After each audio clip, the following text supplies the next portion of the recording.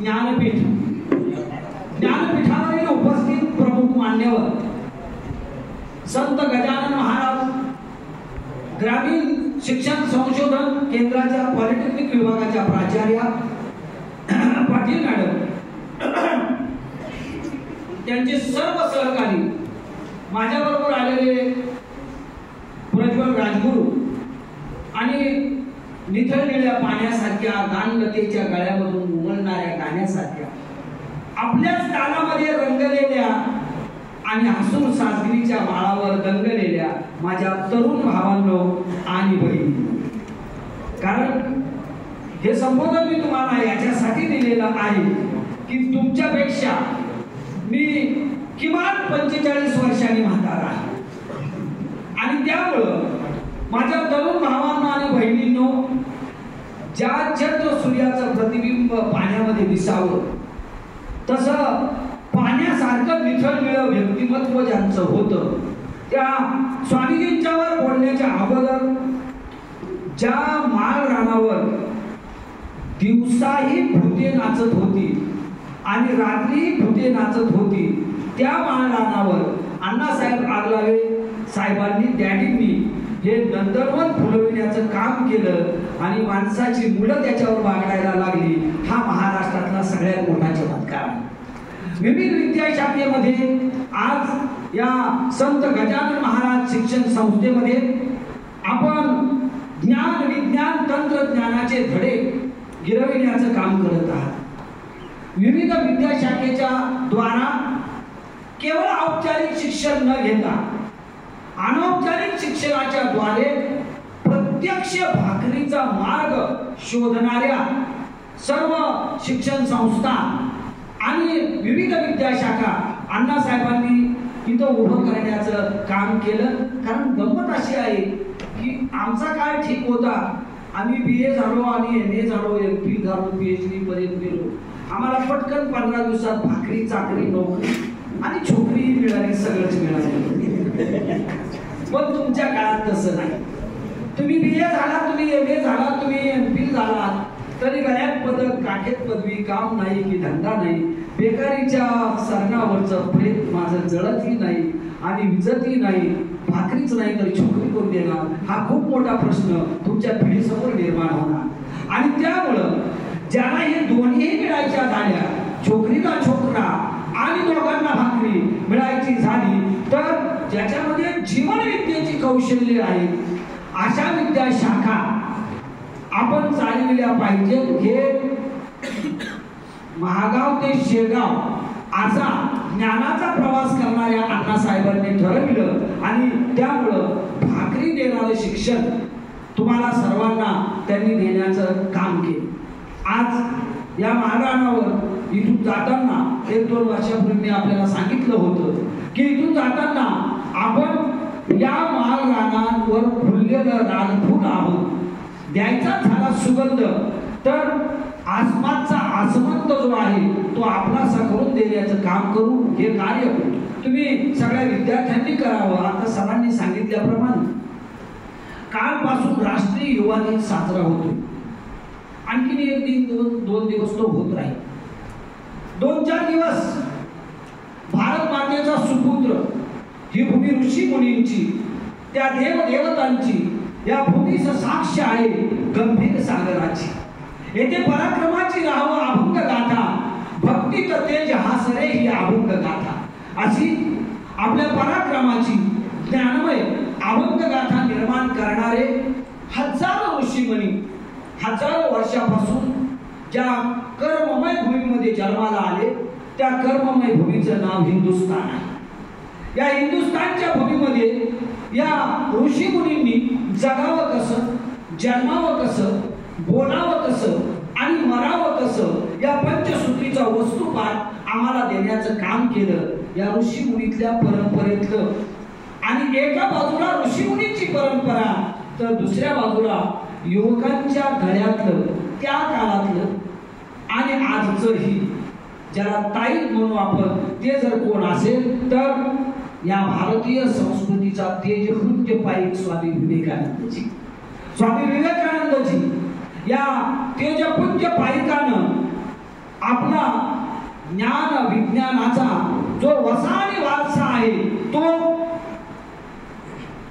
प्रास्ताविकात आपण ऐकल्याप्रमाणे तो कलकत्त्यापासून जगातल्या किमान 19-20 राष्ट्रांच्या पर्यंत पोहोचविण्याचं काम केलं. आंग्ल विद्येनं जी माणसं भ्रमिष्ट झालेली होती त्या माणसांना पौर्वात्यांची आणि पाश्चिमात्यांची साखळ घालताना एक नवी देणगी देण्याचं काम ज्यानं केलं तो नरेंद्रनाथ अर्थात स्वामी विवेकानंद, ज्यांचा जन्म कालपासून ज्यांचा हा जन्मोत्सव आपण साजरा करतो 12 जानेवारी 1863 ला. विश्वनाथ दत्त आणि भुवनेश्वरी मातेच्या पोटी द्वितीय पुत्ररत्न म्हणून ज्यानं जन्म घेण्याचं काम केलं.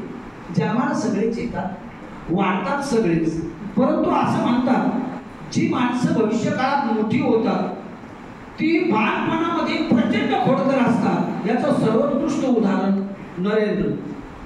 बालपणीचं घरातलं नाव नरेंद्र, मित्रांचा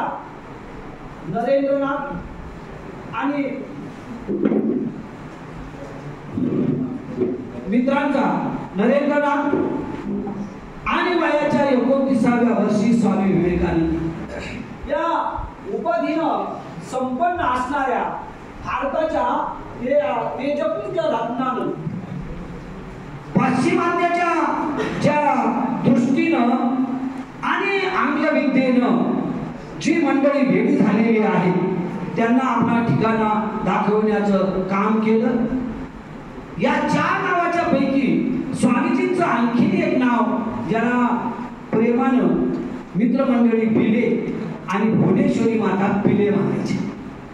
आणि बंगालीपासून कलकत्त्यापर्यंत पिले म्हणजे सर्वात बुद्धिमान, जो पूर्ण कलकत्ताच्या सिमोनिया विभागापासून ते संपूर्ण भारताच्या म्हणजे कन्याकुमारीच्या टोकापर्यंत एवढा प्रचंड बुद्धिमत्तेचा स्त्रोत ज्यांनी कधी पाहिला नसेल तो स्त्रोत म्हणजे नरेंद्रनाथ अर्थात स्वामी विवेकानंद. एवढा खोडकर की प्रत्येक गोष्ट ही पाहून सुलाखून जिज्ञासेनं आपल्या प्रमाणात कशी तपासून पाहता येईल याचा प्रयत्न वयाच्या 3ऱ्या वर्षापासून करायचा. आई भुवनेश्वरी एका साधूला विचारायला गेली याला नेमकं काय करावं, एवढ्या खोडकरपणानं हा कधीतरी काहीतरी करेल. साधू म्हणाले तू काय करणार नाहीस, तू काय काळजी करू नकोस. या जगामध्ये शिवतत्व स्थापन करण्यासाठी शिवाचा अवतार म्हणून तो इथं आलेला आहे. फक्त जेव्हा खूपच खोटी करायला लागेल तेव्हा घागरभर पाणी घे, शिव शिव शिव शिव म्हणून त्याच्या डोक्यावर ओढ, तो आपोआप शांत होईल. आणि मग त्याला तुला जे काही अपेक्षित आहे इच्छित आहे ते त्याच्याकडं मागण्याचं काम कर. भुवनेश्वरीनं हा प्रयोग केला. नरेंद्र थोडा थोडा मोठा होऊ लागला आणि मग मी तुम्हाला त्या 2 वर्षापूर्वी सांगितलं आपल्या आईबाबांच्या अपेक्षा आपण बॅरिस्टर व्हावं, आपण डॉक्टर व्हावं, आपण इंजिनियर व्हावं, आपण तंत्रज्ञ व्हावं. भुवनेश्वरी मातेलाही वाटत असेल ना आपल्या मुलांनी कुणीतरी व्हावं. म्हणून तिने सहज विचारलं नरेंद्र तू मोठा झाल्यावर कोण होणार, तुझे वडील बॅरिस्टर आहे, संपूर्ण कलकत्त्यामध्ये त्यांचं नाव आहे, तू नेमका कोण होणार. नरेंद्र म्हणाला आई मी टांगेवाला होणार. भुवनेश्वरीनं ऐकलं टांगेवाला होणार, हो मी टांगेवाला होणार. आई म्हणली रेड्या तुला काय डोळे भिकेचे सुचायला लागले, अरे बॅरिस्टरचा मुलगा आहेस तू, कमीत कमी मी बॅरिस्टर होणार. नाही आई मी टांगेवाला. बघ ना आपल्या घरामध्ये पुढं टांगेवाला आहे जो कुरुक्षेत्राच्या युद्धभूमीवर 6 घोड्यांचे लगाम आपल्या हातात धरून बसलेला आहे आणि जो अर्जुनाला उपदेशित करताना हे म्हणत आहे की अर्जुना आता तू मरणार नाहीस, ते मारणारे नाहीस, सकलांचा निर्माता मी आहे. आई मला सकल निर्माता जो श्रीकृष्ण आहे त्याच्याप्रमाणे टांगेवाला व्हायचा आहे. मित्रांनो ध्येय केवढे उदात्त असावे याचं जगातलं सर्वश्रेष्ठ उदाहरण म्हणजे नरेंद्रनाथ. एवढं उदात्त ध्येय आणि भुवनेश्वरी मातेने आपल्या मुलाच्या मनात स्वप्ने नुसती पेरली नाही, ती स्वप्ने साक्षात आणण्यासाठी आपला मुलगा जो प्रयत्न करतो त्यासाठी जाणीवपूर्वक या छोट्या रोपट्याला खत पाणी घालण्याचं काम जे आहे हे काम केलं. या रोपट्याला खतपाणी घालताना तो वाढत राहिला वगैरे. आणि मग पुढे काही दिवस पंतोजी शिकवायला आले. शिकवायला आल्यानंतर किती स्मरणशक्ती असावी माणसाची. एखाद्या माणसाची स्मरणशक्ती ही भविष्य काळामध्ये 4 मित्रांनी नरेंद्रची थट्टा केली. म्हणजे नरेंद्र तुला काय काय येतं. त्यावेळा जे ब्रिटिश डिक्शनरी होती आणि ब्रिटिश डिक्शनरी बरोबर त्या पाश्चिमात्याचे जे 12 खंड होते हे खंड नरेंद्रने वाचून पूर्ण केली होती. म्हणजे त्याच्या वजना एवढे हे खंड होते. मित्रांनो, नरेंद्र सहज म्हणाला, हे जे ब्रिटनिकाचे 12 खंड आहेत हे वाचून मी पूर्ण केलेले आहेत. या 12 खंडातला कुठलाही प्रश्न तुम्ही मला विचारू शकता. आता तुम्हाला एखादा मित्र म्हटला तर तुम्ही म्हणणार ना, फसवायला लागले, याच्या वजना एवढं हे असल्यानंतर हे कसं करणार. आणि मित्राने 3रा 4था खंड उघडला. त्या खंडातले एक सूत्र असेल, एक प्रश्न असेल, नरेंद्रला विचारला. 3 सेकंदात उत्तर. 4था खंड उघडला, 4 सेकंदात उत्तर. 5वा खंड उघडला, 5 सेकंदात उत्तर. भावांनो, आयुष्यात एकही ग्रंथ दुसऱ्यांदा न वाचणारा पण वाचलेला ग्रंथ वयाच्या 39व्या वर्षापर्यंत न विसरणारा बुद्धिमत्तेचा तेजस्वी सूर्य म्हणजे स्वामी विवेकानंद. ज्या तेजस्वी सूर्यानं कधी हा ग्रंथ दुसऱ्यांदा वाचला नाही. युवक मित्रांनो, तारुण्याच्या उंबरठ्यावर आहात तुम्ही आणि मी किती वेळा वाचतो आणि वाचल्यानंतर एक्झाम मध्ये नेमकं काय करतो याचा विचार आजच्या युवा दिनाच्या निमित्तानं होणं गरजेचं आहे. आपण 10 वेळा वाचल्यानंतर 11व्या वेळा एक्झामला बसल्यानंतर आपलं तिथं नेमकं काय होतं याचा विचार आपण करणं गरजेचं आहे. कारण युवकांना, स्वामीजींना ज्यांचा मोलाचा संदेश देण्याचं काम करायचं होतं तो हा होता की आपण वाचताना स्वामीजीच्या वेळी इडियट बॉक्स नव्हता. आता इडियट बॉक्स आहे. आपलं एक पान संपल्यानंतर कुणाचा तरी मेसेज आला की आपण कुठल्या पानावर होतो हे मानापाना लक्षातच राहत नाही. आणि मानापाना हे लक्षात न राहिल्यामुळं तिथून पुढं आपण पुन्हा पानं पाळतात. फॅन जर सुरू असेल तर जास्तच पाळतात. आणि मग पाठीमागे कुठे होतो आणि नेमके पुढे कुठे आलो हे आपल्याला कळत नाही.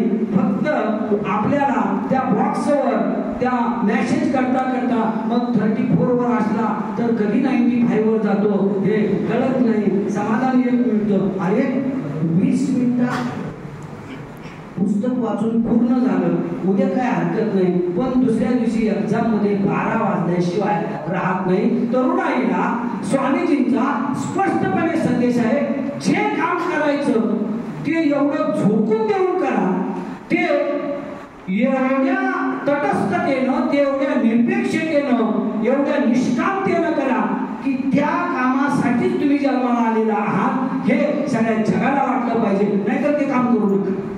करायचंच असेल तर त्यासाठी तुम्ही जन्माला आलेला आहात हे तरुणाने लक्षात ठेवावं. आणि त्यासाठी गरज आहे तरुणाच्या एकाग्रतेची.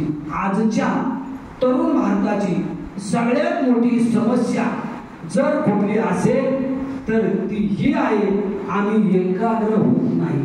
त्याला कॉन्सन्ट्रेशन म्हणतो आपण आधुनिक प्रक्रियेतलं, ते आमचं होत नाही. एका जागेवर एखाद्या वाचनाच्या, चिंतनाच्या, लेखनाच्या निमित्तानं आम्ही कमीत कमी किती एकाग्र होऊ शकतो. आणि लक्षात घ्या, ते गाणं ऐकताना तुम्ही हिंदी, पाण्याला रंग नसतो. पाणी ज्यात मिसळलं जातं तसा पाण्याचा रंग होतो. माणसाच्या व्यक्तिमत्वाचा रंग जो आहे तो रंग ज्यामध्ये मिसळेल तसा जर व्हायचा झाला तर कमालीची एकाग्रता हे स्वामीजींच्या व्यक्तिमत्वाचं पहिलं वैशिष्ट्य. तरुणाईला ते सांगत होते, एवढी एकाग्रता तुमच्याकडे असली पाहिजे. ते जसे खोडकर तसे जे फ्रेंड मंडळी होती ती खोडकर. काय सांगतो म्हटले, एकाग्र. ठीक आहे म्हटले. मद्रासच्या आसपास एक प्रयोग मित्रांनी करायला लावला. व्याख्यानाला काही जागा नव्हती, एक पिंप होता. त्या पिंपावर नरेंद्र उभा राहिला आणि नरेंद्रनं आपलं भाषण सुरू केलं. नरेंद्र म्हणाला, आता मी माझ्या व्याख्यानात गेलेलो आहे, आता मी माझ्या विश्वास आहे, तुम्ही मला काही केलं तर मी त्यापासून विचलित होणार नाही. मगाशी मी म्हटलं तसं तरुण मित्र म्हणाले फसवतोय, म्हणून एकाने गन किंवा बंदूक हातात घेतली, पहिली गोळी चालवली, कानाच्या 1 फूट पासून लांब गेली. नरेंद्रचा अभ्यास सुरू होतो. दुसरी चालवली डाव्या बाजूनं, ती 1 फूट लांब गेली, 6 इंचावर आली, 4 इंचावर आली, 1 इंचावर आली, अर्ध्या इंचावर आली, तरी सुद्धा नरेंद्र विचलित झाला नाही. आणि मग मित्रांना पटलं, अरे एवढी एकाग्रता, कानाजवळून चाटून गोळी गेल्यानंतर सुद्धा जो मित्र डिस्टर्ब होत नाही, ते एक अद्भुत रसायन आहे. स्वामीजींच्या चरित्रातला सगळ्यात मोठा संदेश जर काय असेल तर चंचल तरुणाईला आज या एकाग्रतेची गरज आहे. ही एकाग्रता आपण प्रास्ताविक ऐकल्याप्रमाणे ही एकाग्रताच आपल्याला ध्येयापर्यंत नेते, अन्यथा आपल्याला ध्येयापर्यंत कधीच पोहोचता येत नाही. तसे महाविद्यालयीन वयामध्ये ईश्वर, धर्म, संकल्पना, कर्म, राजयोग, कर्मयोग वगैरे वगैरे गोष्टींना न मानणारा हा एक खोडकर कॉलेज कुमार होता. या खोडकर कॉलेज कुमाराने आपल्या जिज्ञासेपोटी एक दिवस इंग्रजीचे प्राध्यापक गैरहजर होते आणि कॉलेजचे प्रिन्सिपल प्रोफेसर एसटी हे एक दिवस ती इंग्लिश कविता शिकवण्यासाठी आले आणि शिकवता शिकवता त्यांनी वर्ड्सवरच्या त्या कवितेमध्ये एक असणारी अंतरंग शक्ती आणि विश्वाची अमूर्त शक्ती, तिला सुपर नॅचरल पॉवर म्हणतात, या सुपर नॅचरल पॉवरचं वर्णन केलं. नरेंद्र लगेच उठला आणि नरेंद्रने प्रोफेसर एसटीला प्रश्न विचारला की सर, ही सुपर नॅचरल पॉवर नेमकी कुठे भेटेल? सुपर नॅचरल पॉवर अर्थात गॉड तुम्हाला दिसला का? गॉड म्हणजे काय? गॉड तुम्ही मला दाखवू शकाल काय? प्रोफेसर एसटी सुद्धा तेवढेच उंचीचे होते. त्यांनी सांगितलं, ए नरेंद्र, सुटाफुटामध्ये आणि आंगळांगळ्या विद्येनं तुला हे कळणार नाही 4 भिंतीच्या, त्यासाठी तुला भिंतीच्या उघड्या शाळेत जावं लागेल आणि रामकृष्ण परमहंस नावाच्या पुजाऱ्याच्या पायाजवळ लोटांगण घ्यावं लागेल. त्यावेळेला तुला कळेल सुपर नॅचरल पॉवर गॉड हा नेमका काय असतो. नरेंद्र त्यानंही प्रभावित झाला नाही. नरेंद्रने जाता जाता प्रत्येकाला विचारलं, गॉड म्हणजे काय? गॉड तुम्हाला भेटला का? गॉड तुम्ही मला दाखवू शकाल काय? प्रत्येकाचं उत्तर नकारार्थी होतं. परंतु रामकृष्ण परमहंस नावाच्या पुजाऱ्यांनी याचं उत्तर होकारार्थी देण्याचं काम केलं. याचं सगळ्यात महत्वाचं कारण हे की रामकृष्ण हे नरेंद्रची वाटच पाहत बसलेले होते. नरेंद्रासारखा अजरामर शिष्य आपल्याला मिळावा यासाठी आपला अवतार कार्य आहे हे रामकृष्ण परमहंसाने ठरवलं होतं. अलीकडे काय होतं, आम्ही तुमची वाट बघत नाही, तुम्ही आमची वाट बघत नाही, त्यामुळं आलं मनाला तर गेलं क्लासमध्ये, नाही तर त्या विद्यापीठाची डिग्री व्हा रिकामं एकदा, आणि त्यामुळं आम्ही म्हणतो आलं क्लासमध्ये तर ये, नाहीतर पहिला ऑफ, दुसरा ऑफ, तिसरा ऑफ, जमला तर चौथा, घेतला नाही तर सगळेच ऑफ, अशी आमची अवस्था होती. त्यामुळं गुरु शिष्याच्या जोडीमध्ये जी संवाद यात्रा घडावी लागते ती संवाद यात्रा होऊ शकत नाही. संवाद यात्रेचे जनक आहेत रामकृष्ण परमहंस आणि स्वामी विवेकानंद. या संवाद यात्रेच्या निमित्तानं मग त्या जरा आध्यात्मिक चर्चा होत्या, तिकडे मी तुम्हाला नेणार नाही. त्या चर्चा या केवळ या भौतिक विश्वामध्ये असणाऱ्या मध्य वस्तूच्या नव्हत्या, तर या भौतिक विश्वाच्या पलीकडच्या त्या चर्चा होत्या. एक मात्र निश्चित की जोपर्यंत सूर्य चंद्र असतील तोपर्यंत रामकृष्ण परमहंस आणि स्वामी विवेकानंद या गुरु शिष्याच्या जोडीचं नाव जगात अजरामर राहील. तरुणाईला दुसरा महत्वाचा संदेश देताना शिकागो धर्म परिषदेपूर्वी भारत भ्रमंती करताना स्वामीजी म्हणाले होते, तरुण मित्रांनो, कुणाचं बौद्धिक ऐकायचं असेल तर ऐका, अगर ऐकू नका. कुणाच्या चरणी स्वतःचं सर्वस्व समर्पित करायचं असलं तर करा, अगर करू नका. कुणाला आपल्यापेक्षा मोठा छोटा मानायचं असलं तर माना, अगर मानू नका. पण एक काम करा, चारित्र्याचं संवर्धन करा. जोपर्यंत चारित्र्य